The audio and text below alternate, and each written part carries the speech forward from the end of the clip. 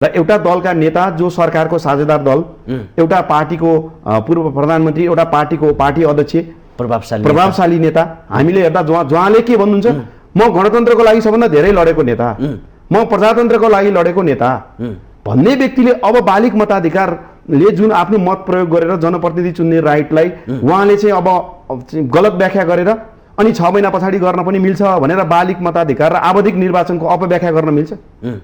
म सोध्न चाहन्छु यो स्टुडियो मार्फत उहाँले आफूलाई चाहिँ प्रजातन्त्रको हिमायती भन्ने, प्रजातन्त्रको पक्षधर भन्ने, लोकतन्त्रको पक्षधर भन्ने व्यक्तिले अब लोकतन्त्र के हो, यो परियोजना सफल भयो भने राष्ट्रले हार्छ। हामीले त कानुनलाई बचाउने, राष्ट्रलाई बचाउने कुरा गर्ने हो नि। को व्यक्ति यो परियोजनाको खेलमा सफल हुन्छ, कुन व्यक्ति चाहिँ असफल हुन्छ होइन। नेपालको संविधानले के भन्छ, नेपालको निर्वाचन कानुनले के भन्छ, स्थानीय सरकार सञ्चालन ऐनले के भन्छ र अहिले हाम्रो इन्टरनेसनल प्रिन्सिपल के छ भन्दा नो रिप्रेजेन्टेटिभ विथआउट ट्याक्स भन्ने जुन कुरा छ भने त्यसको लागि समेत भोलि चाहिँ एउटा भ्याकुमको स्थिति आउने अवस्था छ भने हामीले त कानुनको संरक्षण गर्ने हो। प्रचण्ड पुष्पकमल दाहाल प्रचण्ड हार्छन् जित्छन् होइन, नेपालको संविधानले हार्छ कि जित्छ, नेपालको स्थानीय सरकार सञ्चालन ऐनले हार्छ कि जित्छ। कानुनको खिल्ली यो मुलुकमा कसैले पनि उडाउन मिल्दैन। कानुनभन्दा माथि कोही पनि छैन। इभन राष्ट्र प्रमुख राष्ट्रपति महोदयले समेत कानुनको पालना गर्नुपर्छ भन्ने संवैधानिक व्यवस्था छ र सबै दललाई कानुनभन्दा माथि दल पनि हुँदैन, राष्ट्रपति पनि हुँदैन, दल पनि हुँदैन, प्रधानमन्त्री पनि हुँदैन र पूर्व प्रधानमन्त्री या एउटा पार्टीको अध्यक्ष भएकै नाताले कानुनको उल्लङ्घन गर्न पाइने भन्ने होइन। र एउटा हामीले बुझौँ नेपालका नेताहरूमा जिम्मेवारीपना नभएको कारणले, चाहे पूर्व प्रधानमन्त्री हुन् चाहे पार्टीका नेताहरू हुन्, आफूलाई राष्ट्रप्रति जिम्मेवार बोध गरिदिएको अवस्था थियो भने या आफूलाई चाहिँ म कुन धरातलमा छु या मेरो चाहिँ स्ट्याटस के भन्ने कुरा चिनिदिएको भए यसरी सस्तो लोकप्रियताको लागि गैर संवैधानिक कुराहरू बोल्नुपर्ने अवस्था थिएन। लागि राष्ट्रियताको सवालमा चाहिँ हामी एक ढिक्का हुनुपर्छ भनेर भन्न सकिएन। त्यतिखेर मलाई याद छ जब चुच्चे नक्सा संसदले पास गर्ने दिन कोही पनि व्यक्तिले प्रतिपक्षमा मतदान गरेन। त्यतिखेर मैले पनि लेखेँ, आयो पनि, हामीले मिडियामा पनि हेऱ्यौँ, राज्यको प्रतिपक्ष हुँदैन, प्रतिपक्ष सरकारको हुन्छ भने राष्ट्रियताका सवालमा चाहिँ सरकार पक्ष र प्रतिपक्ष हुने होइन। जब राष्ट्रियताका इस्यु उठ्छ ती इस्युलाई चाहिँ सबै मान्छे कहाँ केन्द्रित हुनुपर्छ भन्दा सरकारका एजेन्डामा संलग्न हुनुपर्छ। चुनावी बेलामा विकासलाई सहकार्य गर्ने हो, चुनावका बेलामा तपाईँको राजनीतिक एजेन्डालाई चाहिँ संवाद गर्ने हो, कसका एजेन्डाले के गर्यो भने। आज तपाईँको राष्ट्रले चाहिँ रोइरहेको छ, उहाँले त्यो चुच्चे नक्सा सँगसँगै लानको लागि प्रचण्डले शेरबहादुर देउवालाई बाध्य पार्न सक्नु पर्थ्यो।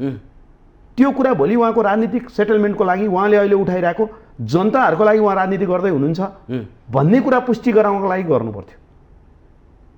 नेकपा एमाले नै गर्नुपर्छ, अरू दलहरूले नि गर्नुपर्छ। मैले भने नि संसदमा त्यो लोगो लाउने सांसदको एकजना मात्र प्रतिनिधित्व गर्ने चाहिँ संसद भएको राजेन्द्र लिङ्गदेल राष्ट्रिय प्रजातन्त्र पार्टी जो हुन् उहाँले सहित गर्नुपर्छ भने अरू दलहरू त हामीसँग चाहिँ जनमत धेरै भएका, हामी प्रजातन्त्रको लागि लडेका, त्यसमा पनि माओवादीले के भन्छ हामी गणतन्त्रको लागि लडेको, काङ्ग्रेस हाम्रो इतिहासै प्रजातन्त्रको लागि लडेको, हामी त मास बेस पार्टी हौँ भन्ने पार्टीले यो कुरा उठाएर लिएर गएको भए यसको निष्कर्ष निक्लिन्थ्यो नि।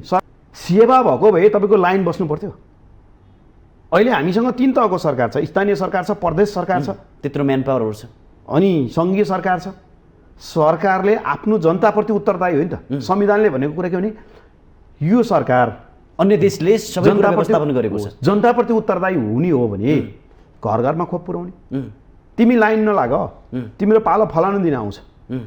यहाँ त के भयो, दौड जित्नुपर्ने भयो क्या। दौड जित्दाखेरि मात्र मैले जागिर पाउँछु या के पाउँछु भने जस्तो गरी खोप लाउनु नि दौड जित्नु पर्ने, त्यसले सङ्क्रमण बढाउने सम्भावना बढी देख्यो। हामी के गर्छौँ, के देख्छौँ, सरकारले सङ्क्रमण रोक्ने पनि भन्ने अनि सरकारले सङ्क्रमण बढाउने काम पनि गर्ने सँगसँगै। हामी हेरौँ न अहिले मास्कको अनिवार्यको व्यवस्था कुरा गरेका छौँ, ब्ल्याकमा मास्क बिक्छ, 2 रुपियाँको मास्क 10 रुपियाँमा बिक्छ। तिमीलाई नेपाली सरकारको तर्फबाट यो कन्ट्रिब्युट गरे स्वरूप एउटा मास्क पनि डिस्ट्रिब्युट गर्न सक्दैन। एउटा घरको लागि 30 दिनलाई चाहिने, एउटा व्यक्तिलाई 30 दिनको लागि मास्क, 4 जनाको अहिले एभरेजमा 4 जनाको फ्यामिली 200 वटा मास्क सरकारले 30 दिनको लागि दिन सक्छ एउटा गाउँको फ्यामिलीलाई, दिएको छैन। दर्शकबिन नमस्कार, स्वागत छ कार्यक्रम समाज र सन्दर्भ। आजको समाज र सन्दर्भमा हामी अब देशमा शीर्ष नेताहरू चुनावको लागि हतारिएका छन्, कसरी आफ्नो पक्षमा पार्ने, चुनावलाई भन्ने हेतुले गठबन्धनभित्रै चर्काचर्की संवाद भएको छ। अझ भन्नै पर्दाखेरि संविधानमा स्पष्ट रूपमा उल्लेख नगरेको धारालाई सकेसम्म त्यसलाई आत्मसात गर्न खोजेका छन्। यदि संविधान सहमत भएर अगाडि बढ्ने हो भने वैशाखमा स्थानीय तहको चुनाव हुनु पर्थ्यो, अर्थात् भन्नै पर्दाखेरि फागुनमै हुनु पर्थ्यो। तर त्यो पाटोलाई छोडेर सरकारभित्र अथवा गठबन्धनभित्रकै माओवादी केन्द्रका अध्यक्ष पुष्पकमल दाहालले के पनि भन्यो भने अब सङ्घीय चुनावमा जानुपर्छ वैशाखमा। यो संविधान तह, संविधान सहमत छ कि छैन, आज हामी यो पाटोमा संवाद गर्नेछौँ। किन यसो भनेका होलान्, यो पनि संवादको पाटो भनेर विश्लेषण बहस गर्नेछौँ। त्यसै गरी के पनि संवाद रह्यो भने ठिक छ, चुनाव एउटा पाटो होला, यो स्वाभाविक प्रक्रिया पनि हो, आम जनता यसमा सहभागी हुनुपर्छ। तर विगतमा बितेका 4 वर्षमा र 5औं वर्षको निरन्तरता छ। यो बिचमा साँच्चीकै उहाँहरूले संविधानलाई सम्मान गरेर, देश र जनतालाई अगाडि सारेर, सम्मान गरेर के देश र जनताको हितमा काम गर्न सक्यो या सकेन, यो बारेमा समीक्षा हुनुपर्छ कि पर्दैन, बहस हुनुपर्छ कि पर्दैन। हामीले के बारेमा चाहिँ संवाद गऱ्यौँ त, के काम गरेको त देशको लागि, जनताको लागि, आज यो पाटो पनि संवाद गर्नेछौँ। के साँच्चीकै देशका जनप्रतिनिधिहरू देशप्रति, देशको भूमिप्रति, स्वाधीनताप्रति, आम जनताको स्वास्थ्यप्रति साँच्चीकै समर्पित हुन सके, या सत्ताको महले रोमलिएका जनप्रतिनिधिहरू यो कुलतमा मात्रै फसिरह्यो भन्ने यस पटकको पनि संवाद रहनेछ कि केही पृथक रहनेछ, यो भने हेर्न बाँकी हुनेछ। र यो सबै पाटोमा आज हामी संवाद गर्नेछौँ। देशमा धेरै प्रश्नहरू उठेका छन्, देशभित्र सम्पदाहरू लुटिएका छन्, देशको सिमाना लुटेको छ, स्वाधीनताको कुरा उठ्छ, तर बहस खासै हुन सकेको छैन। कोभिडको बेला पनि अहिले पनि आम जनताले निःशुल्क रूपमा कोभिडको भ्याक्सिन लाउन सकेको छैन, पाएको छैन। 800-1500 शुल्क लगाएको छ। के यो व्यापार हो या साँच्चीकै सरकारले सबै जनतालाई स्वस्थ बनाउन खोजिरहेको छ? आज 2 रुपियाँ पर्ने मास्कको 10 रुपियाँ मूल्य छ। कुन ठाउँमा सरकार सफल भएको छ? अन्य देशहरूले यो समयमा आम जनताको खाने कुरा लगाएदेखि लगाएर बस्ने व्यवस्थासम्म निःशुल्क गरेको छ। तर हाम्रो देशमा हेर्दाखेरि कालाबजारी, भ्रष्टाचार, व्यापार यसै समयमा मौलाएको छ। के साँच्चीकै जनप्रतिनिधिहरूले चुनावमा जाँदाखेरि योभन्दा अगाडि राम्रो काम गरेका छन् कि छैन, यो संवादको पाटोमा संवाद गर्नको लागि आज हामीसँग जोडिनु भएको छ अधिवक्ता तथा राजनीतिक विश्लेषक शिवराम तिमल सिन्हा। अब भने उहाँलाई यो संवादमा जोड्न चाहन्छु। तपाईँलाई स्वागत छ। धन्यवाद। अब सुरुमै तपाईँलाई मैले के प्रश्न राखेँ भने, अब शीर्ष नेताहरूको बिचमा, अझ भन्नै पर्दाखेरि गठबन्धनको बिचमा सङ्घीय चुनाव वैशाखमा गरौँ भन्ने धारणा सारेको उद्देश्य देखिन्छ हेर्दाखेरि पुष्पकमल दाहालजीले, माओवादी केन्द्रका अध्यक्ष, संवैधानिक हिसाबले यो सत्य कि असत्य? संवैधानिक पाटोबाट हेर्दा यो संसदीय चुनावलाई अहिले वैशाखमा गर्ने भन्ने विषय चाहिँ बेमौसमको बाजा हुन्छ। किनकि अब यो संविधान बमोजिम गठन भएको यो प्रतिनिधि सभाको कार्यकाल 5 वर्षको लागि भन्ने यो बाध्यात्मक व्यवस्था हो। र जुन 5 वर्षीय बाध्यात्मक व्यवस्थाको कार्यकाल सिद्धिनको लागि 79 सालको चाहिँ वैशाखमा, मङ्सिरमा सम्म पुग्नुपर्ने अवस्था हुन्छ। र त्यसलाई छलेर 5 महिना 6 महिना अगाडि वैशाखमै चुनाव गर्ने भनेको यो मूलतः घुमाइ फिराइ मध्यावधि नै गर्ने हो।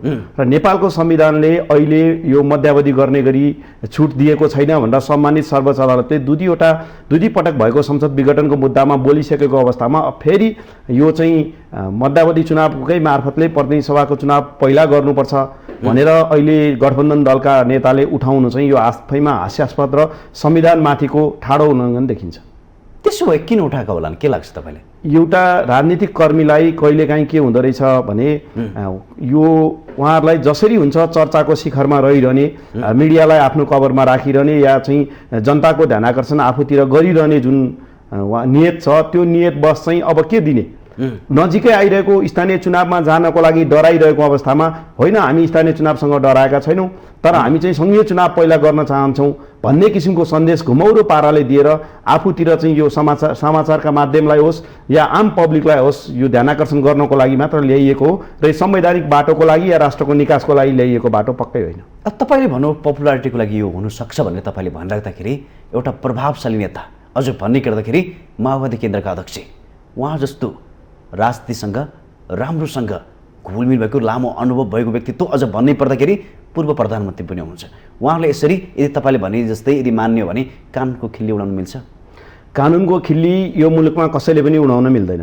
कानुनभन्दा माथि कोही पनि छैन।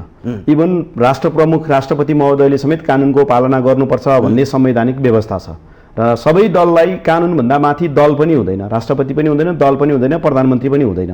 र पूर्व प्रधानमन्त्री या एउटा पार्टीको अध्यक्ष भएकै नाताले कानुनको उल्लङ्घन गर्न पाइने भन्ने होइन। र एउटा हामीले बुझ्यौँ नेपालका नेताहरूमा जिम्मेवारीपना नभएको कारणले, चाहे पूर्व प्रधानमन्त्री हुन् चाहे पार्टीका नेताहरू हुन्, आफूलाई राष्ट्रप्रति जिम्मेवार बोध गरिदिएको अवस्था थियो भने या आफूलाई चाहिँ म कुन धरातलमा छु या मेरो चाहिँ स्ट्याटस के भन्ने कुरा चिनिदिएको भए यसरी सस्तो लोकप्रियताको लागि गैर संवैधानिक कुराहरू बोल्नुपर्ने अवस्था थिएन।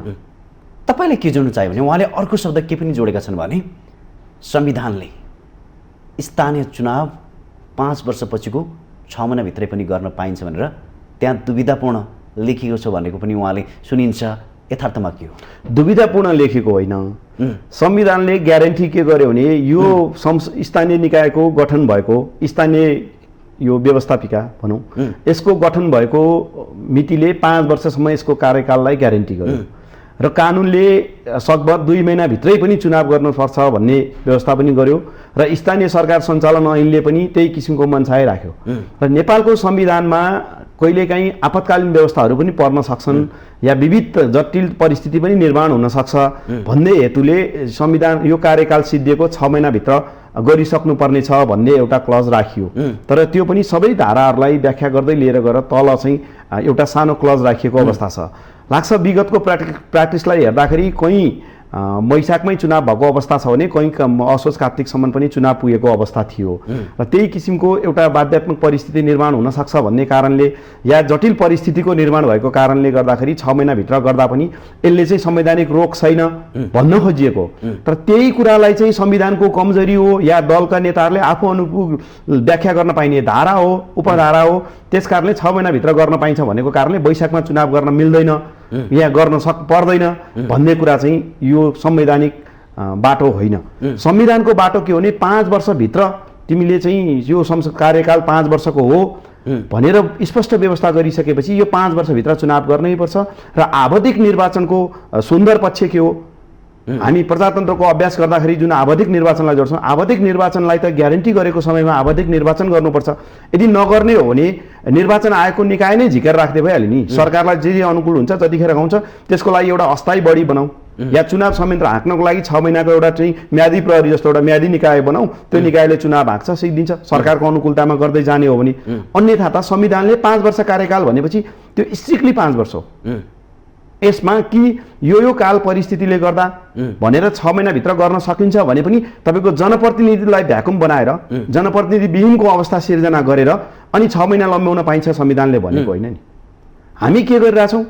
दलीय व्यवस्थाको कुरा गरिरहेछौँ, हामी जनप्रतिनिधिका कुरा गरिरहेछौँ, हामी बालिक मताधिकार र आवधिक निर्वाचनको कुरा गरिरहेछौँ भने यो अवस्थामा चाहिँ होइन 6 महिना गर्न पाइन्छ त्यस कारणले भ्याकुम राखेर 6 महिना गर्न जानुहुन्छ भन्ने कुरा भनेको चाहिँ सरकारको गैर जिम्मेवारीपनाको कुरा हो। र एउटा दलका नेता जो सरकारको साझेदार दल, एउटा पार्टीको पूर्व प्रधानमन्त्री, एउटा पार्टीको पार्टी अध्यक्ष, प्रभावशाली नेता, हामीले हेर्दा उहाँले के भन्नुहुन्छ? म गणतन्त्रको लागि सबभन्दा धेरै लडेको नेता, म प्रजातन्त्रको लागि लडेको नेता भन्ने व्यक्तिले अब बालिक मताधिकारले जुन आफ्नो मत प्रयोग गरेर जनप्रतिनिधि चुन्ने राइटलाई उहाँले चाहिँ अब गलत व्याख्या गरेर अनि 6 महिना पछाडि गर्न पनि मिल्छ भनेर बालिक मताधिकार र आवधिक निर्वाचनको अपव्याख्या गर्न मिल्छ? म सोध्न चाहन्छु यो स्टुडियो मार्फत उहाँलाई, उहाँले आफूलाई चाहिँ प्रजातन्त्रको हिमायती भन्ने, प्रजातन्त्रको पक्षधर भन्ने, लोकतन्त्रको पक्षधर भन्ने व्यक्तिले अब लोकतन्त्र के हो 5 वर्ष म्यान्डेटरी उहाँहरूलाई दिइसकेपछि अब 5 वर्षबाट तिमी बढी चलाऊ या 5 वर्षपछि तिमीले आफ्नो अनुकूलता चलाऊ या जनप्रतिनिधिलाई भ्याकुम गरेर लिएर गएर चाहिँ कर्मचारी तन्त्रबाट मुलुक चलाऊ त संविधानले भनेको छैन नि, न त जनताले भनेका छन् नि। कि नेपाली जनतासँग जनमत गरौँ, चुनाव गर्नुपर्ने अवस्था छ कि छैन?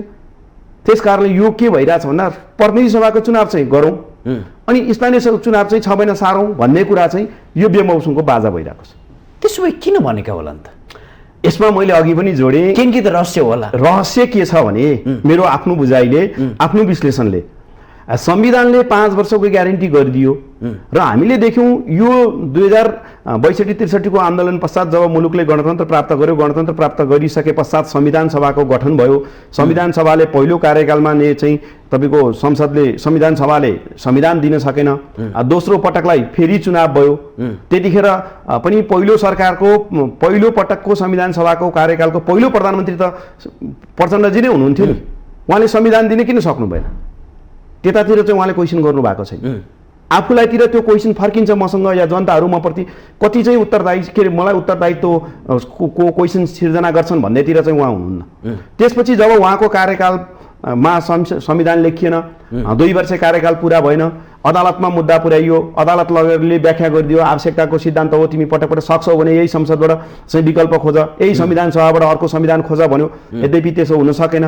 पुनः निर्वाचन भयो। निर्वाचन पछाडि जब 2072 सालमा संविधान जारी भयो, संविधान जारी भइसके पश्चात 74 सालमा गएर 15 वर्ष पछाडि जनप्रतिनिधि विहीन भएको 15 वर्ष पछाडि स्थानीय तहले बल्ल जनप्रतिनिधि पायो र यसरी जनप्रतिनिधि पाइसकेको अवस्थामा अब फेरि उहाँले चाहिँ जोड घटाउको हिसाब गरेर आफ्नो पार्टीको शक्तिको स्थितिलाई हिसाब गरेर मूल्याङ्कन गरेर आम पब्लिकले के खोजिरहेछ भन्ने कुरा भन्दा पनि मेरो पार्टीको हैसियत के छ या गठबन्धनको हैसियत के छ भन्ने कुरालाई मात्र जोडेर या त्यो कुरामा मात्र जोड घटाउको हिसाब गरेर यो कुरा आएको भन्ने मलाई लाग्छ।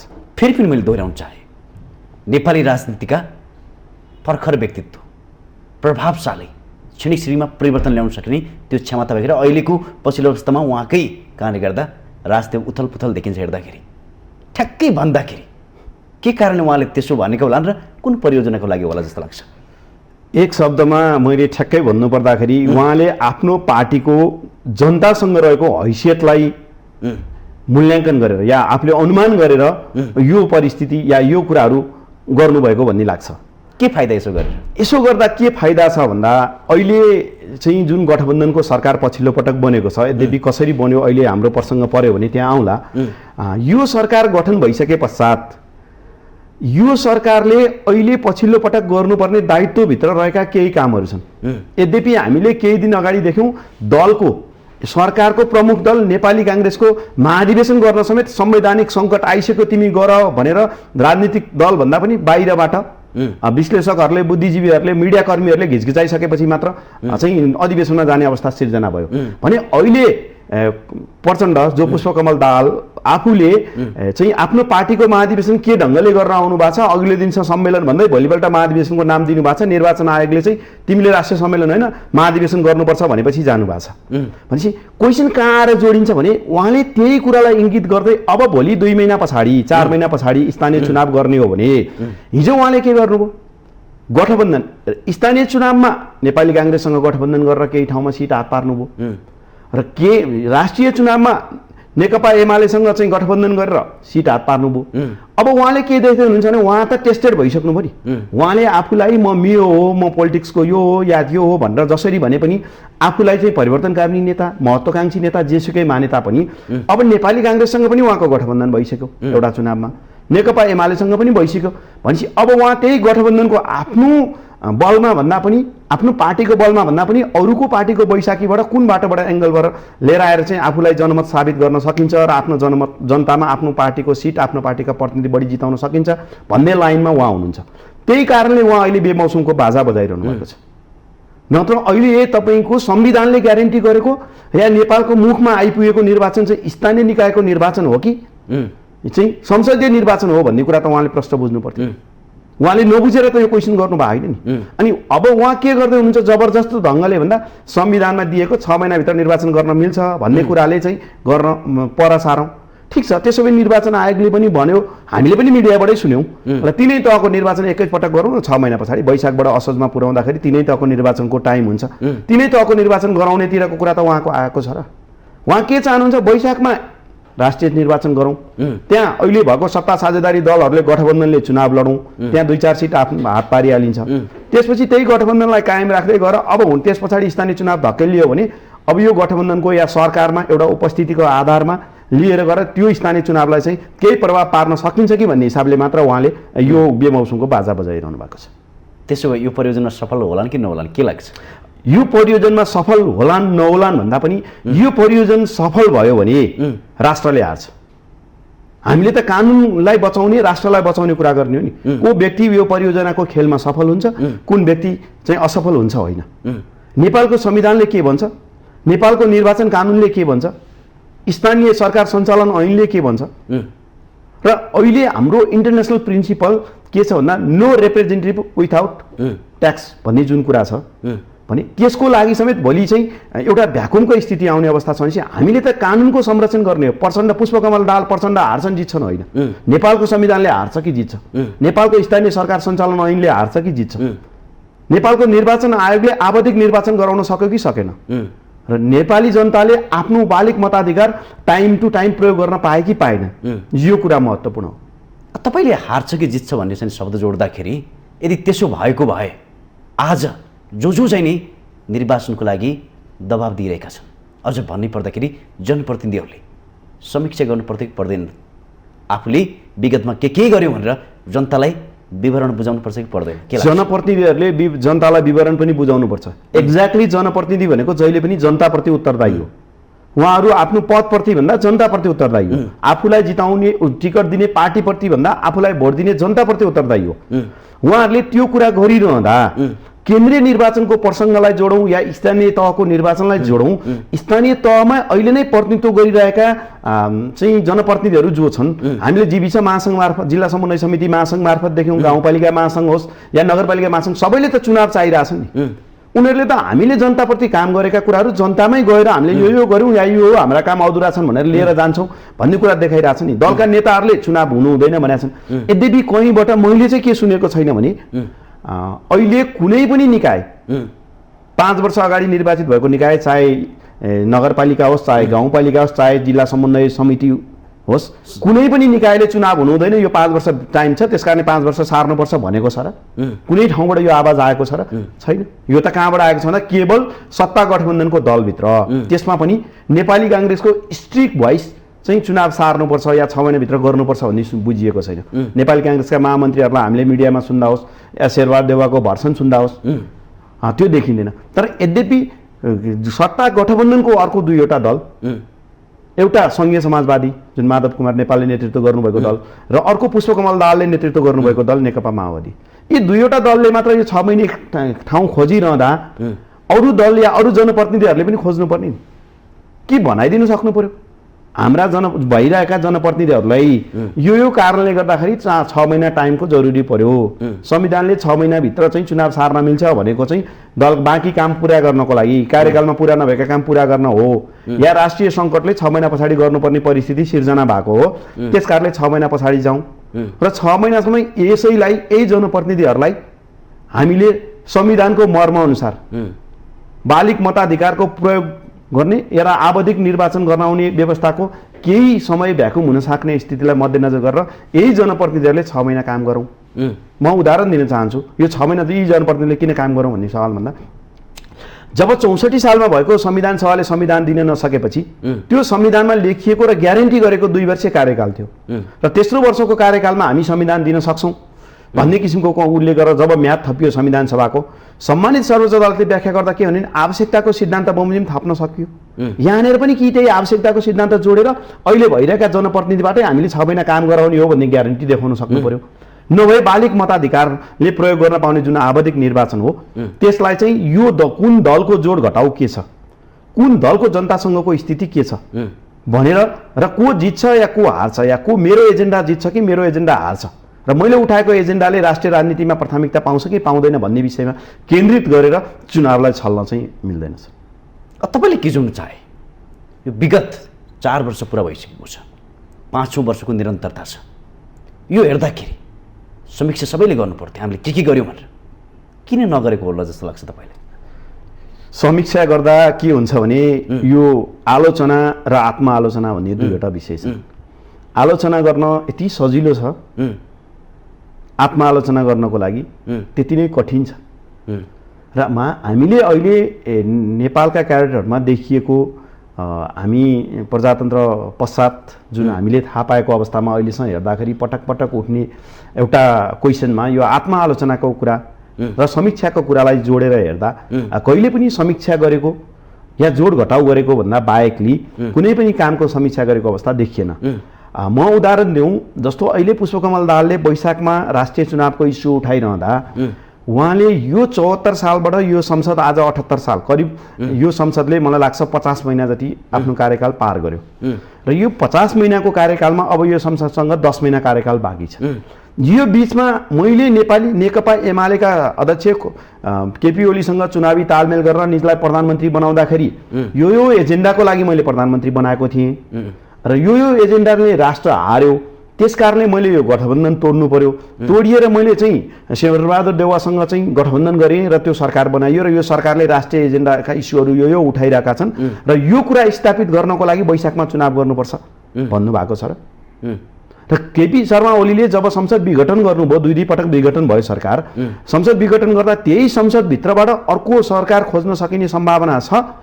त्यस कारणले गर्दाखेरि यो चुनाव हुनु हुँदैन, चुनाव 5 वर्षै संविधानले ग्यारेन्टी गरेको अवधि हो भनेर गुहार्ने मिडियासँग होस् या चाहिँ निर्वाचन आयोगसँग होस् या सर्वोच्च अदालतसँग गुहार्ने पुष्पकमल दाहालले अहिले फेरि 8 महिना अगाडि मङ्सिरको अवधि सिद्धिने चुनावलाई वैशाखमा गरौँ भन्न मिल्छ।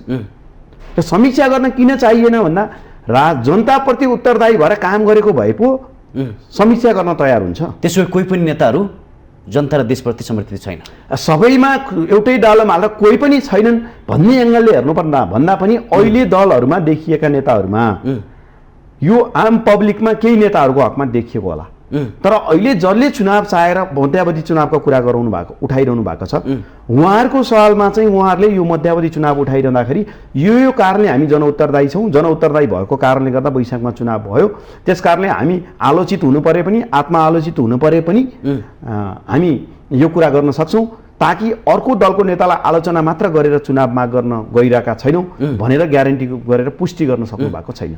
त्यसो भए यी विगतका वर्षहरू आम जनताको लागि र उहाँहरूको धारणाको लागि उहाँले गरेको कामको शैली हेर्दाखेरि सफल कि असफल?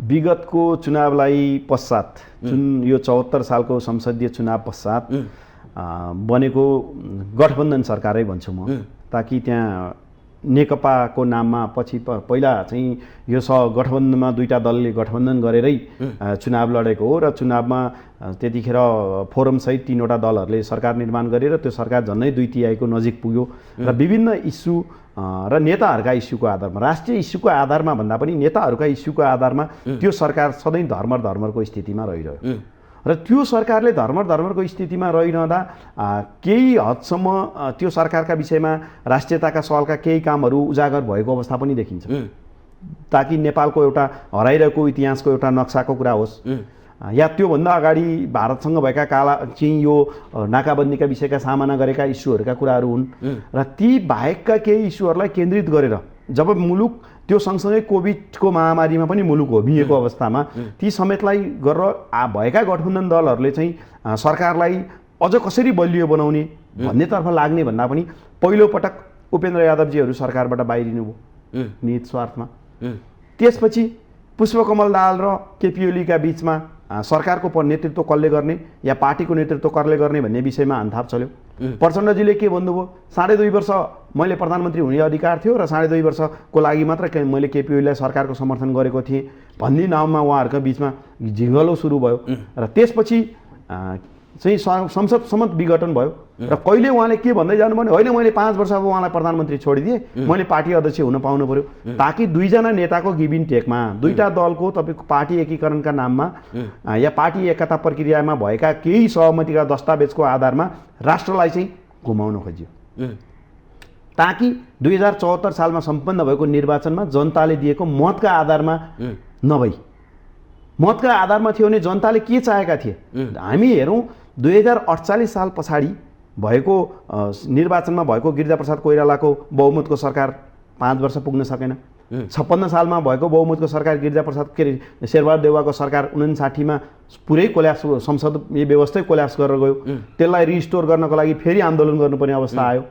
जब 51मा भएको मध्यावधि चुनावको सरकार 56सम्म 5 वर्ष टिक्यो, यद्यपि आरोहहरू पार गर्दै 74मा भएको संविधान सभाको निर्वाचनमा चाहिँ पटक पटक म्याद थप्दै 4 वर्षसम्म संसद टिक्यो।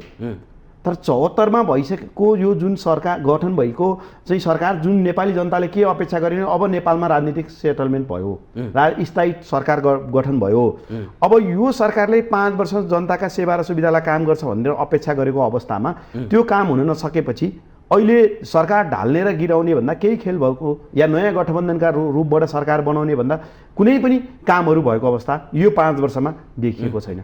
त्यस कारणले यो जनमतको सरकार या जनताप्रति उत्तरदायी भएर त्यो जुन जनादेश प्राप्त भयो त्यो जनादेशको काममा भन्दा दुईटा नेताहरूका के सहमति भए, या पुष्पकमल दाहालले प्रधानमन्त्री हुन पाउनु भयो भएन, या माधव कुमार नेपालले भनेका मान्छे मन्त्री भयो कि भएनन् भन्ने न्युमा नै यो संसद विघटन भयो। त्यसोभए जनताको मतको कदर भएन, स्वार्थको लागि मात्रै स्वार्थको लागि मात्र केन्द्रित देखियो। किन जनताको मतको आधारमा हो भने नेपाली जनताले त त्यो संसदमा हाम्रो संवैधानिक व्यवस्था के हो भन्दा जुन पार्टी ठुलो पार्टी बन्छ त्यो पार्टीको संसदीय दलको नेताले सरकार सञ्चालन गर्ने। अहिलेको लडाइँ पनि त्यही हो। त्यसो भए यसरी अहिले पनि त्यही हो। अब मङ्सिरमा पनि के हुँदैछ, के देखिँदैछ, वैशाखमा पनि चुनावी हुँडलो हालौँ, एउटा चुनावी प्रक्रियामा लैजाउँ, या त यो सरकार फेरि टिकाउने नाममा शेरबहादुर देउवालाई सकस होस्, त्यसपछि अर्को गठबन्धनमा जानुभन्दा होइन तिम्रै बमोजिम चाहिँ 6 महिना हामी निर्वाचन राष्ट्रिय स्थानीय निर्वाचन सार दिन्छौँ तर यो सत्ता गठबन्धन टिकाइराखौँ भन्ने किसिमको गिभ टेकको चाहिँ प्रस्ताव कहीँबाट आउँछ कि भन्ने लाइनमा चाहिँ यो राजनीति मोडिँदैछ भन्ने लाग्छ। त्यसो भए आम जनताको बिचमा चाहिँ इमान्दारिता भन्दा पनि आम जनतालाई कसरी धरापमा पार्ने भन्ने मात्रै यो प्लान हो, योजना हो। यो नेताहरूले आम जनतालाई धरापै पार्ने हुँदैन, आफ्नो एजेन्डालाई कसरी केन्द्रबिन्दुमा पार्ने, आफू कसरी राजनीतिको केन्द्रबिन्दुमा रहने, या आफूले सरकारको नेतृत्व गर्न कसरी पाउने, या आफ्नो चाहिँ पार्टीबाट पठाइएका मन्त्रीहरूलाई कसरी अझ चाहिँ प्रभावकारी भूमिका दिन सकिने भन्ने हिसाबले सत्ता गठबन्धनलाई राष्ट्रिय राजनीतिसँग जोड्ने भन्दा पनि पार्टीका मुखपत्रसँग या पार्टीका एजेन्डासँग या पार्टीका विषयवस्तुसँग कसरी जोड्ने भन्ने विषयमा मात्र केन्द्रित भएको छ।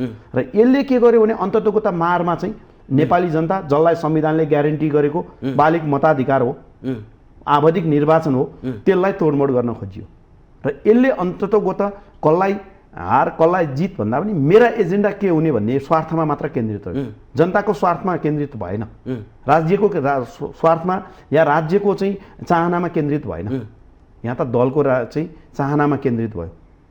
मलाई के लाग्छ आज म कति केन्द्रबिन्दुमा पर्ने होइन, मैले कति चाहिँ त्यो घर्षण गराउँदाखेरि कत्रो तोडको बिजुली निकाल्न सक्छु भन्ने किसिमको मात्र चाहिँ यो एउटा सन्देश दिन खोजियो। तपाईँले के घटनाहरू जोड्छु म विगत वर्षमा भएका महराकाण्ड, 70 करोड काण्ड, ओम्नी काण्ड, यति काण्ड, एनसेलले निरन्तरता पायो, त्यसै गरी हुँदा हुँदा सुनकाण्ड लगायत 50 काण्डसम्म आइपुग्यौँ।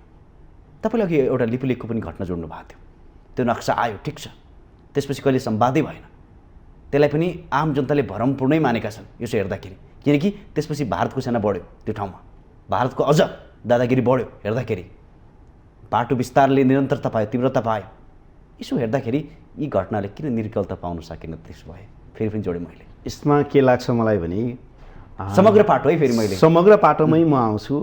मैले बुझेको पाटो र मैले यहाँलाई जुन अघि प्रसङ्गवस्तु कोट्याएँ, असफल त तपाईँले भनिसक्नु भयो। यो 2048 साल पछाडि खोज्नुपर्ने इतिहास के हो भने 46 सालमा नेपाली जनताले जुन बहुदलको अपेक्षा गरे, त्यसपछि दलीय सिस्टममा गएर निर्वाचन भयो। 48 सालमा गठन भएको पहिलो बहुमतको सरकार किन टिकेन? 56 सालको बहुमतको सरकार किन टिकेन? तर 51 देखि 56 सम्मको अल्पमतको सरकार 5 वर्ष पुरा संसद कसरी चल्यो? इतिहास अलिकति खोतल्न खोजेको मैले के देखियो भन्दा नेपालमा राजनीतिक सेटलमेन्ट जुन स्थायी प्रकृतिको गभर्मेन्ट आउँदाखेरि एजेन्डाहरू चाहिँ उजागर हुने र ती एजेन्डाहरूले स्पेस पाउने, जब ठाउँ पाउनको लागि प्रवेश गर्ने बाटो निस्किन्छ त्यसपछि ती सरकारहरू गिराउने खेल भएको देखिन्छ। 51 मा पनि नेपाली काङ्ग्रेसकै कारणले आफ्नो सरकार गठन दल्यो। 56 मा शेरबहादुर देउवाको पार्टीको भित्रको नेपाली काङ्ग्रेसको तत्कालीन नेपाली काङ्ग्रेसको द्वन्द्वकै कारणले 59 सालको घटना भयो। 56 देखि 61 सम्म त्यसलाई पुर्याउन खोजिएन, देउवाले पनि संसद विघटनै गरेर जानुभयो। संसद विघटनका नाममा हेरौँ कहिले चुनाव कहिले केका नाममा बहानामा त्यो सिस्टमै कोल्याप्स भयो। 47 सालको संविधानै कोल्याप्स भयो। अनि त्यो अवस्था आयो। जब 74 मा पनि एउटा गठबन्धनको रूपबाट एउटा बहुमतको सरकारको अपेक्षा हामीले गऱ्यौँ र जब लिपु लेकको प्रसङ्ग उठ्यो यी काण्डहरू छन्। यद्यपि लिपु लेकको कुराहरू उठिसकेपछि यो विषयमा डायलग गर्ने ब्रिटिस सम्झौता हुनुभन्दा अगाडि यद्यपि नेपालको इतिहास त भारतको भन्दा पुरानो इतिहास छ नि। नेपालको इतिहासमा हामी हेरौँ कहिले पनि नेपाल त कसैको उपनिवेश भएको छैन नि।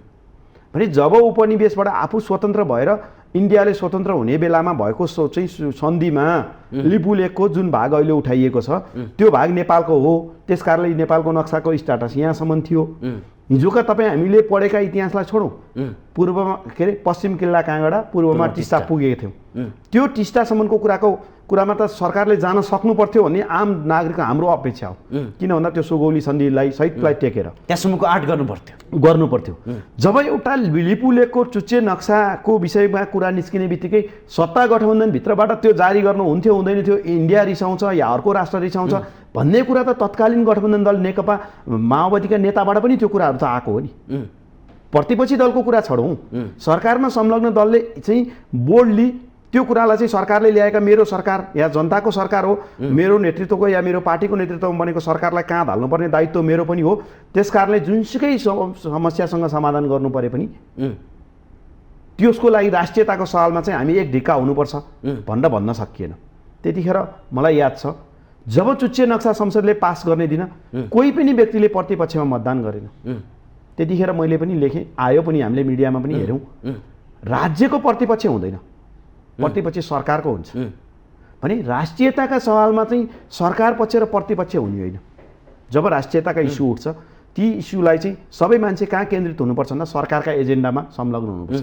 चुनावी बेलामा विकासलाई सहकार्य गर्ने हो, चुनावका बेलामा तपाईँको राजनीतिक एजेन्डालाई चाहिँ संवाद गर्ने हो, कसका एजेन्डाले के गर्यो भने। आज तपाईँको राष्ट्रले चाहिँ रोइरहेको छ, राष्ट्र यत्रो कोभिडको महामारीमा छ, लिपु लेकको विषयमा जनताहरू त्रस्ती छ, लिपु लेकका जनताहरूले शास्ति पाइरहेको छ, भारतीय सेना बुट बजारिरहेको छ। भने लिपु लेकको बेलामा जब सरकारले उठाएका एजेन्डालाई प्रतिपक्षी सहितले लिएर गएर हामी एकबद्ध छौँ। हामी सरकारमा भएका सबै, संसदमा भएका सबै पार्टीका चाहिँ सांसदहरू यो राष्ट्रियताको इस्युका लागि हामी चाहिँ गम्भीर छौँ भन्ने हिसाबमा लागेको भए यो दिन आउँदैन। यो गर्न नसक्दाले के थप्नु मन लाग्यो मलाई, के थप्नु मन लाग्यो भने हिजो नक्सा ल्याउने एमाले पनि आज चुपचाप नै देखिन्छ। एमाले चुपचाप भन्दा पनि यो विषयमा के देखिन्छ? होइन, अघि तपाईँले जोड्नु भएको थियो कि स्वाधीनताको लागि विपक्ष पक्ष भनेर भन्नु हुँदैन, सरकारले हुनु पनि हुँदैन। तर आज सरकार चुप रहँदैमा एमाले पनि त चुप रहनु हुँदैन थियो होला। त्यो हेर्दाखेरि सरकारले एमाले भन्दा पनि यो विषयलाई अझ इस्युमा उठाउनु पर्ने त जिम्मेवारीको हिसाबले त सरकार हो। यसका अलावा जोड्न खोजेको सरकार त 17 दिन बोलेन, सरकार हो नि। तर सरकारलाई घचाउने काम प्रतिपक्षले नि गर्नु पर्थ्यो, तर त्यो भएन भन्नु खोजेको। हामीले खोजे बमोजिम भएन, नभएको त होइन, हामी कता यता कता आवाज चाहिँ सुन्छौँ, तर हामीले खोजे बमोजिम बोल्डली भएन। भनिन्छ नि उठेर बस्दाको बोल्दाको भोइस र बसेर बस्दाको बोल्दाको भोइस फरक हुन्छ। अब यसलाई कसरी पनि बुझेको रहेछन् धेरैले भने एमालेको सरकार हिजो गिराउनु पनि यो नक्सा नै ठुलो हात थियो, आज उसको सरकार गिरेको भएको कारणले गर्दा अब भारतसँग जिस्किन चाहँदैन भन्ने पनि बाहिर आकलन गरेको छ। हेर्दाखेरि हुन पनि त्यस्तै देखियो। त्यो पनि हो कि बाहिरको आँकडा एक हिसाबले हेर्दाखेरि नेपाली के अरे नेकपा एमाले त्यो विषयमा क्वेसनै उठाएन, त्यस कारणले चाहिँ अब भोलिका दिनमा सत्तामा भारतसँग दुश्मनी गरेको कारणले जान सकिँदैन भनेर भारत फकाउनको लागि एमाले बोलेन कि भन्ने किसिमको जुन भ्रमित कुराहरू लाग्छ। तर देखियो नि त त्यसै हेर्दाखेरि त त्यस्तो नेकपा यो मलाई लाग्छ यो लिपु लेकमा यो इन्डियन आर्मीले बाटो खोल्ने विषयको पहिलो कुरामा त सबभन्दा पहिला नेकपा एमालेकै नेताले ध्यान आकर्षण गराएको छ मलाई मेमोरी भएसम्म।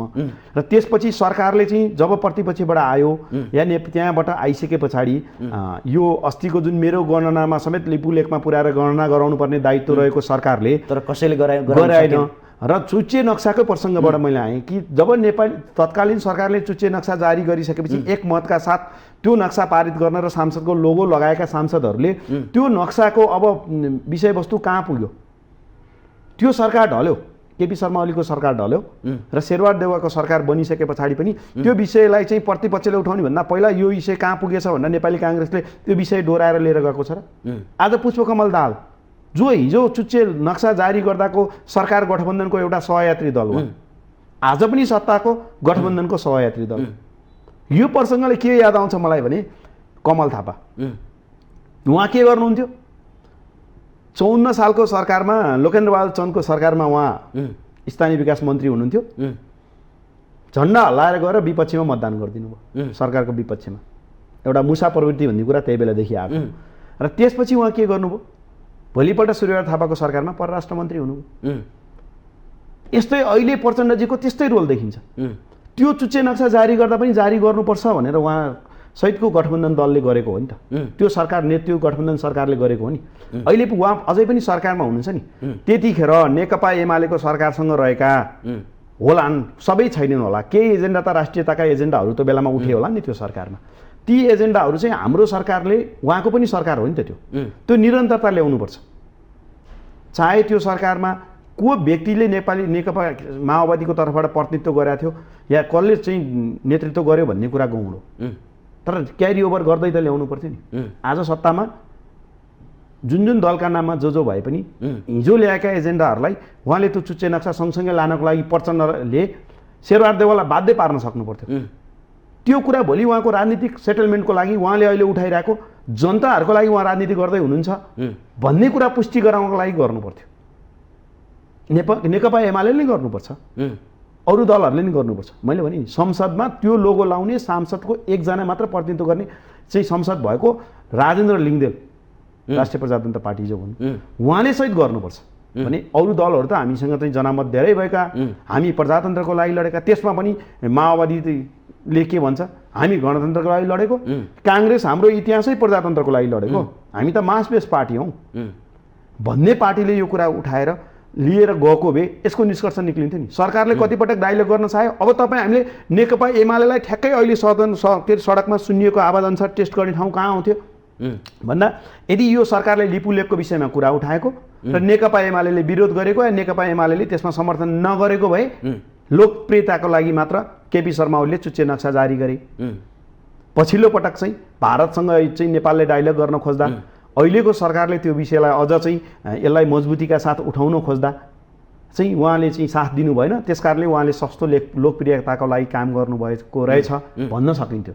यहाँ त सरकारै म हुन्छ, त्यो विषय चाहिँ प्रतिपक्षले लगेर गएर हालिदिएर चाहिँ इन्डियाले सुन्नेवाला त छैन। सरकारी तवरमा डायलग गर्ने त्यो अभिलेख कहाँ छ, त्यो सुगौली सन्धि बमोजिमका ती हाम्रा चुच्चे नक्साहरू आइरहेछ नि, ब्रिटिसको कुन ठाउँमा छ, कहाँको कुन लाइब्रेरीमा छ, ती कुराहरू खोज्न नेपालको परराष्ट्र मन्त्रालय कति जागरुक भएको छ।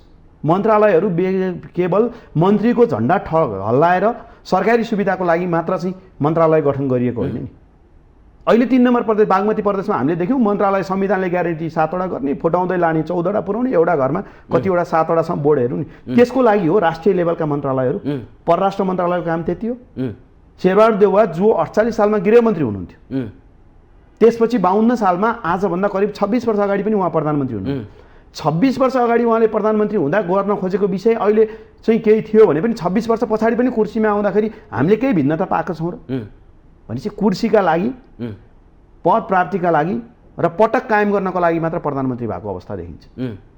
त्यसकारणले यो एजेन्डा चाहिँ ओझेलमा परेको कारणले गर्दाखेरि एउटा प्रतिपक्षी दललाई आरोप लाउने या अर्को प्रतिपक्षी लाउने सरकारले र तत्कालीन सरकारमा समेत गठबन्धनमा रहेको र अहिले पनि गठबन्धनमै रहेका दलहरूले त्यो विषय कति उजागर गरे। ठिक छ, नेकपा एमालेका सरकार चाहिँ केपी शर्मा ओलीले लोकप्रियताको लागि गर्नुभयो, तर साँच्चै जनताको लागि लड्ने पार्टी त को लागि चाहिँ नेकपा एमाले फुटेको रहेछ। माधव कुमार नेपालले त्यसकारणले पार्टी गठन गर्नुभएको रहेछ। अहिले उहाँको सरकार भएको बेलामा यो एजेन्डा चाहिँ हाइलाइट गर्नुभयो। केपी शर्मा ओलीको एजेन्डालाई त्यो चुच्चे नक्साको एजेन्डा अझ शेरबहादुर देउवाले चाहिँ बुलन्दका साथ लानुभयो। यसलाई निष्कर्षमा उहाँले चुच्चे नक्सा मात्र जारी गर्नुभएको थियो, उहाँले भूभागसहित ल्याइदिनु भयो। प्रचण्डले जो जनयुद्ध लडे मैले गणतन्त्रको लागि भन्नुभयो, लिपुलेखको लागि उहाँले फेरि जनयुद्ध गर्नुहोस् न त, लडाउनुहोस् न त। त्यो स्थिति कोही दलले सिर्जना गर्न सकेको छ? यी कुराहरू चाहिँ भोलि पब्लिकमा जाँदा ठोकिन्छ भनेर कोही पनि अहिले आत्मसमीक्षा गर्न तयार छैन, आलोचना गर्न तयार छ, समीक्षा गर्न तयार छ। त्यसो भए जनप्रतिनिधिहरूले देशको हितमा काम गर्न सकेन, सकेन, देखियो त। एउटा सरकारले उठाएका एजेन्डा अर्को सरकारमा आउँदा ओझेलमा पर्ने राष्ट्रियताका सवालका एजेन्डा। कोभिडकै इस्यु अहिले हेरौँ, ठिक छ, लिपुलेखलाई पनि अलिकति पर राखौँ। अहिले चुनावी एजेन्डालाई बेमौसमको बाजा बजाइरहेको कुरा नराखौँ। अहिले मुलुक सबभन्दा आक्रान्त भएको विषय के? कोभिड। नेपाली जनताले खोप लाउनको लागि हामी अहिले पनि गएर हेरौँ कति लाइन बस्नु परेको। त्यसो यो व्यापार हो कि चाहिँ नि साँच्चीकै चाहिँ नि सेवा हो? यो सेवा भएको भए तपाईँको लाइन बस्नु पर्थ्यो। अहिले हामीसँग 3 तहको सरकार छ, स्थानीय सरकार छ, प्रदेश सरकार छ, त्यत्रो म्यान पावरहरू छ, अनि सङ्घीय सरकार छ। सरकारले आफ्नो जनताप्रति उत्तरदायी हो नि त। संविधानले भनेको कुरा के भने यो सरकार अन्य देशले सबै कुरा व्यवस्थापन गरेको छ। जनताप्रति उत्तरदायी हुने हो भने घर घरमा खोप पुर्याउने। तिमी लाइन नलाग, तिम्रो पालो फलानु दिन आउँछ। यहाँ त के भयो, दौड जित्नुपर्ने भयो क्या। दौड जित्दाखेरि मात्र मैले जागिर पाउँछु या के पाउँछु भने जस्तो गरी खोप लाउनु नि दौड जित्नु पर्ने। त्यसले सङ्क्रमण बढाउने सम्भावना बढी देख्यो। हामी के गर्छौँ, के देख्छौँ? सरकारले सङ्क्रमण रोक्ने पनि भन्ने अनि सरकारले सङ्क्रमण बढाउने काम पनि गर्ने सँगसँगै हामी हेरौँ न, अहिले मास्कको अनिवार्यको व्यवस्था कुरा गरेका छौँ। ब्ल्याकमा मास्क बिक्छ, 2 रुपियाँको मास्क 10 रुपियाँमा बिक्छ। तिमीलाई नेपाली सरकारको तर्फबाट यो कन्ट्रिब्युट गरे स्वरूप एउटा मास्क पनि डिस्ट्रिब्युट गर्न सक्दैन। एउटा घरको लागि 30 दिनलाई चाहिने, एउटा व्यक्तिलाई 30 दिनको लागि मास्क, 4 जनाको अहिले एभरेजमा 4 जनाको फ्यामिली 200 वटा मास्क सरकारले 30 दिनको लागि दिन सक्छ एउटा गाउँको फ्यामिलीलाई। दिएको छैन। सेनिटाइजर दिएको छ छैन। आफै सरकार के भन्छ, नक्कली सेनिटाइजर बजारमा बिक्यो भन्छ, बन्द गर्न सक्दैन। मास्कका कालाबजारी भयो भन्छ, गर्न सक्दैन। सरकारले मुख दर्शक हेर्नलाई बसेको, व्यापार गर्न बसेको। हिजो ओम्नीका नाममा, बतासका नाममा, के नाममा चाहिँ कालाबजारी भएछन् या ठगिएछन्, सरले अहिले प्रसङ्ग उठाउनु भयो।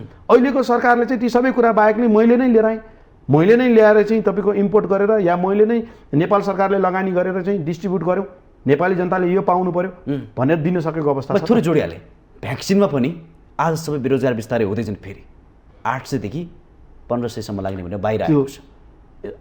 के भयो भने जनतालाई सबभन्दा ठुलो अपेक्षा जनताले गरेको र उनीहरूले सबैभन्दा माया गर्छ भने पहिला आफ्नो शरीरलाई गर्छ। र त्यो शरीर बचाउनुको लागि त तपाईँको भोलि म बाँच्छु भन्ने हो भने मान्छेले त जसरी पनि त्यो प्राप्त गर्नु पर्यो नि। अहिले हामी एक लाइन एउटा कुनै कुरा भयो नि, प्रधानमन्त्रीको निर्देशनमा PCR टेस्टको पैसा घटेछ, के का पैसा घटेछ भन्ने कुरा जुन हामीले सुन्छौँ, फेरि अनिवार्य गरेको छ। यो सबले लाउनै पर्छ, लाउनै पर्छ। लगाऊ। अझ बुस्टर डोजको जुन कुरा उठेको छ, यसमा त अझ के लाग्छ भन्दा विगतमा पनि त्यो केही कुराहरू आयो र अहिले हिजो भर्खर हामी हेर्दैछौँ यति लाख खोप हरायो कहाँ गयो भन्दा त्यो त बिक्री गर्नको लागि मेडिकलमा सप्लाई भयो नि, बजारमा गयो नि। किन त्यो त कसैले तपाईँको तरकारीमा हाल्न लाने होइन पनि होइन, चियामा हाल्नमा लाने पनि होइन, उहाँहरूकै आसेपासेले लाने हो। कसरी व्यापार अनि लाने पाउने सर लिएर मैले त्यो कुरा चाहिँ त्यो 24 लाख थान हराएको ठाउँबाट 1 थान पाएछौँ र त्यो त जो आसेपासे छ उसले लान्छ भनेपछि व्यापार गर्न अनिवार्य गराएर यो हराउनु भनेको व्यापार गर्नको लागि लगिएको। यो के कारणले भने सरकार जनता पनि उत्तरदायी नभएर सरकारले अनिवार्य फ्रीमा व्यवस्था गरिदियोस् त, मास्क फ्री गरोस्, सेनिटाइजर फ्री गरोस्, भ्याक्सिन फ्री गरोस् त यसको कालाबजारी नै हुँदैन। किनभने तपाईँ किनेरै लगाउनु न, सरकारले तपाईँलाई अनिवार्य दिन्छ भने तपाईँ किन्न जानुहुन्छ अनि के को लागि कालाबजारी हुन्छ? यहाँ त सरकारले ठाउँ दिएर न कालाबजारी। त्यसो भए जनप्रतिनिधिले जनताप्रति दायित्व निर्वाह गर्न सकेको छैन। यसरी बुझौँ अन्तिममा अहिलेको सरकारले जुन राज्यको शान्ति सुरक्षा या जनताको जीवधनको शान्ति सुरक्षा गर्ने सरकारले यत्रो महामारीको बेलामा विदेशमा हामीले खानासम्म फ्री खुवाएका सरकारहरूको उदाहरण देखेका छौँ। राज्यले तपाईँको आवश्यकताका सम्पूर्ण कुराहरू पुरा गरिदिएको अवस्था देखेका छौँ। यहाँ हामीले चाहिँ पटक पटक तपाईँको यो निषेधाज्ञा, पटक पटक लकडाउन हामीले बेहोरेर आयौँ, तर पनि त्यसबाट केही निकास नहुनु भनेको र अहिलेको अवस्थामा आइपुग्दाखेरि दिनमा 11,000 12,000 जनतालाई चाहिँ प्रतिदिन सङ्क्रमण बढिरहेको अवस्थामा समेत राज्यले संवेदनशील भएर त्यसतर्फ कुनै उत्तरदायी भएर काम गरेको अवस्था देखिँदैन। मात्र सत्ता जोगाउने र स्थानीय चुनाव गर्ने कि राष्ट्रिय चुनाव गर्ने भन्ने इस्यु बहसमा मात्र सरकार केन्द्रित भएको छ। कोभिडको विषयमा पुष्पकमल दाहाल बोल्नु भएको छ, शेरबहादुर देउवा बोल्नु भएको छ। उहाँहरूको अहिले एजेन्डा के? चुनावका मात्र एजेन्डा छ। त्यसो अहिलेको आवश्यकता के हो? सुटकरीमा हामीसँग टाइम। अहिलेको आवश्यकता चुनाव होइन, स्थानीय तहको चुनाव हो वैशाखमा गर्नुपर्छ, राष्ट्रिय चुनाव होइन। हिजोको प्र्याक्टिसले देखाइसकेको छ मध्यावधि। त्यसो भए त केपी शर्माले विघटन गरेको संसदमा चुनाव गर्न दिएको भए भइहाल्थ्यो। र अर्को अहिले सँगसँगै जुन मुलुक महामारीमा परेको अवस्था छ, यो महामारीबाट जनतालाई सहज ल्यान्डिङ गर्नु नै अहिलेको आवश्यकता हो। हस्, पक्कै पनि तपाईँले भने जस्तै असहज परिस्थितिमा जनतालाई निःशुल्क सुविधा दिने सरकारको दायित्व हो। तर आज जसरी व्यापार गरिन खोजिएको छ यो साँच्चीकै सन्तोषजनक छैन भन्दै आजको यो सम्पादन यसको लागि धेरै धेरै धन्यवाद दिँदै बिदा हुन चाहन्छु। नमस्कार। धेरै धेरै धन्यवाद समयको लागि माउन्टेन टेलिभिजन परिवारलाई। हस् दर्शकबिन, पक्कै पनि जुन किसिमको परिदृश्य देखेको छ, 2-4 दिन अगाडि सरकार न यो कार्यमा लागेको थियो न जनतालाई नै त्यति मतलब थियो। एकाएक कोरोना सङ्क्रमण बढेपछि सबैलाई हतारो परेको छ। व्यापार गर्नेलाई व्यापारको हतारो छ, खोप लाउनु पर्नेलाई खोपको हतारो छ। तर यसमा सरकारको दायित्व देखिँदैन। अन्य देशहरूले हरेक कुरा निःशुल्क गरेको छ। हाम्रो देशमा कोभिडको खोपको लागि पनि पैसा तिर्नुपर्ने देखिएको छ। सरकारले सक्दो आम जनताको स्वास्थ्यको लागि प्रभावकारितापूर्ण काम गर्नुपर्ने देखिन्छ। त्यसैगरी आज चुनावको आवश्यकता होइन र अझ संविधान अनुकूल भएर मात्रै चुनावको बारेमा संवाद सबैले गर्नुपर्छ, संविधानलाई सबैले सम्मान गर्नुपर्छ भन्दै आजको यो कार्यक्रमबाट म कार्यक्रम सञ्चालक खगेन्द्र विष्ट बिदा हुन चाहन्छु। नमस्कार।